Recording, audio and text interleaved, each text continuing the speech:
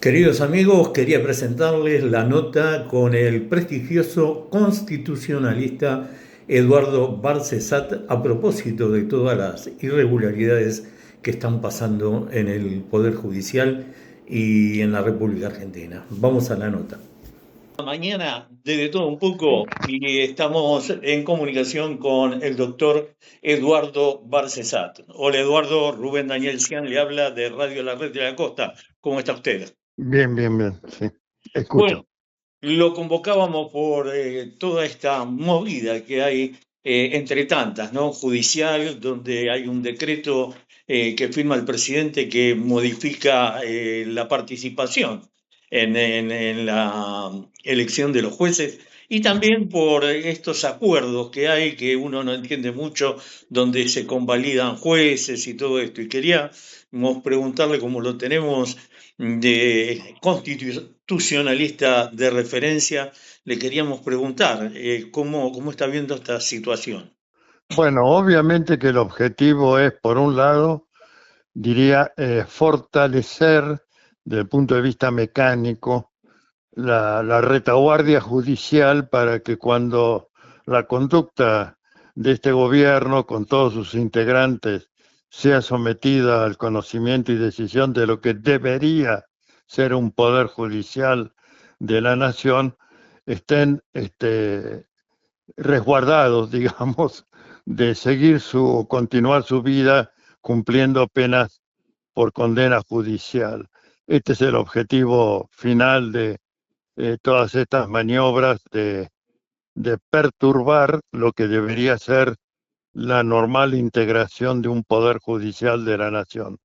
Comenzando por lo de la Corte Suprema de Justicia de la Nación, donde hasta ha habido, lo cual es absolutamente inaceptable, reuniones privadas de uno de los integrantes de la Corte con el presidente de la Nación para ver quién va y quién no va, qué pliego sí, qué pliego no. Bueno, toda la parte instrumental de esto, me refiero a los decretos que derogan, decretos democratizadores de la etapa del gobierno de Néstor Kirchner. Y digo democratizadores porque daban intervención a la opinión pública en general, no solamente la especializada, los colegios y federaciones de abogados, sino a todo habitante de la nación argentina, para que se pronunciara sobre los antecedentes de los candidatos, sea en apoyo, sea en crítica a la carencia de antecedentes suficientes. Bueno, esto que era de alguna manera dar una cabida, repito, a la participación popular para democratizar ese poder que según sus orígenes, me refiero al federalista, de donde se tomó el modelo, el federalista es un libro de los padres de la Constitución de Estados Unidos, que expresaba, refiriéndose al Poder Judicial, textualmente, que se necesitaba un Poder Judicial aristocrático, contramayoritario, vitalicio, para prevenir los posibles eh, intervenciones demagógicas o populistas de los poderes políticos. Es decir, la clase dominante se reservaba que el poder judicial fuera el último resguardo de sus privilegios. Bueno, eso multiplicado por 1000 es lo que estamos viendo ahora. Ahora Que estamos el, viendo también como que el Poder Judicial es la arena para dirimir alguna diferencia política o para ir tomando poder, porque el expresidente Mauricio Macri también hizo y está haciendo lo suyo, ¿no? por supuesto, Macri fue el que perturbó, por no poner una palabra más fuerte, la integración judicial con eh, listas de concursantes ad hoc para que los que no habían merecido buena calificación en los dictámenes, pero como eran amigos suyos, había que hacer listas paralelas para de esas tres elegir, de los tres postulantes de las listas paralelas, elegir el candidato que tenía ya compromiso de acuerdo político, de beneficiar la gestión de Mauricio Macri, plagada de irregularidades, muchas de ellas delictivas. Bueno, esto es la continuidad incambiada de esa matriz de buscar de tener un poder judicial adicto, cosa que no es que le estamos atribuyendo. Recordemos la frase de Macri: necesitamos jueces nuestros para el Sí. gobierno, jueces nuestros. Es decir, tienen que ser incondicionales del gobierno para que puedan acceder a la magistratura. Ahora, todo esto que se ha resuelto modificando decretos de la época del gobierno de Néstor Kirchner, claro, como se hizo por decreto, entonces el presidente actual también por decreto deja sin efecto, modifica, altera, perjudica, pero la modificación no es para mejorar el carácter democrático y de la participación popular, es para cercenar esa participación limitándola a un plazo ridículo de 3 días de publicación de los antecedentes, con lo que prácticamente se hace, yo diría, muy dificultoso que puedan tanto las organizaciones específicas de la abogacía como cualquiera del pueblo argentino dar una opinión o sentar un aval o impugnar un pliego. Bueno, esto es lo que nos aporta la inmundicia institucional en curso. Me refiero a todo lo que arranca desde el decreto 70/23, que la audiencia ya me habrá escuchado mencionarlo Claro. siempre como el puntapié inicial de este derrumbe institucional. Bueno, ahora se le agrega esta nueva trama, esta nueva eslabón de la cadena de pudredumbre institucional y de degradación de la administración de justicia por los intentos que ha habido en las gestiones de los gobiernos kirchneristas, me refiero a los 3 gobiernos, para democratizar el poder judicial de la nación. Pero bueno, acá la embestida es contra esos 2 decretos y realmente provoca una profunda reacción. Quiero hacerle conocer a la audiencia que la Asociación Argentina de Juristas, que es parte de la Asociación Americana de Juristas, ha hecho una durísima declaración a este respecto. A ella solo tengo que agregar que, en mi opinión, el Congreso de la Nación tendría que convertir en leyes de la Nación los decretos democratizadores que se dictaron en la etapa kirchnerista, del gobierno de Néstor Kirchner. Creo que esto sería la manera de responder eh, como repulsa popular y democrática a los cercenamientos que lleva adelante el gobierno de Milei. Ahora, Eduardo, tenemos un país que creo, no sé si no será el único en el mundo, con una Corte Suprema de Justicia de 3 miembros, Bueno, ¿no? sí, y mejor perderlo que encontrarlo, Y mejor, podría agregar con pero humor. uno de los miembros es el presidente del Consejo de la Magistratura. Sí, Otro despropósito.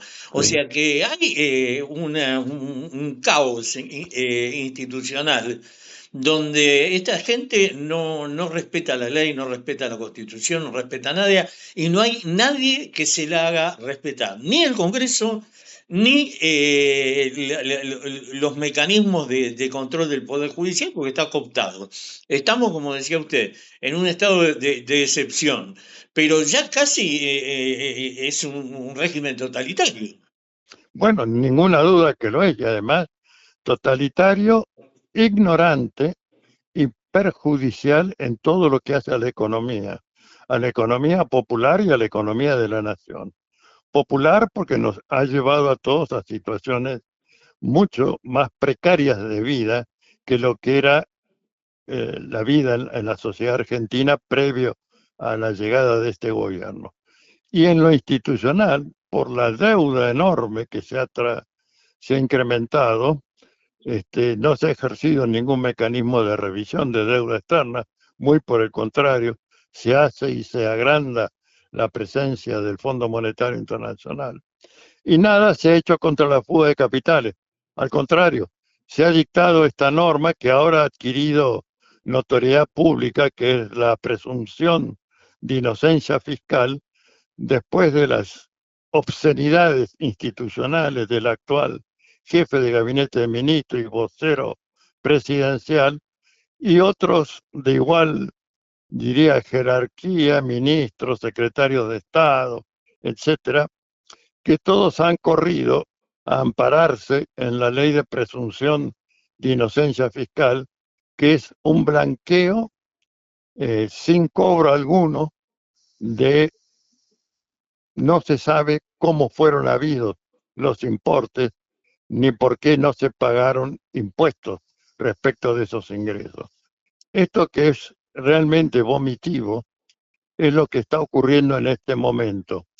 Y lo que está en debate ahora, que es que si Adorni se va con un cargo de embajador, tal vez no, porque requiere acuerdo del Senado, tal vez ciertamente de cónsul a un país que además no conceda extradición a la Argentina, no tenga convenio.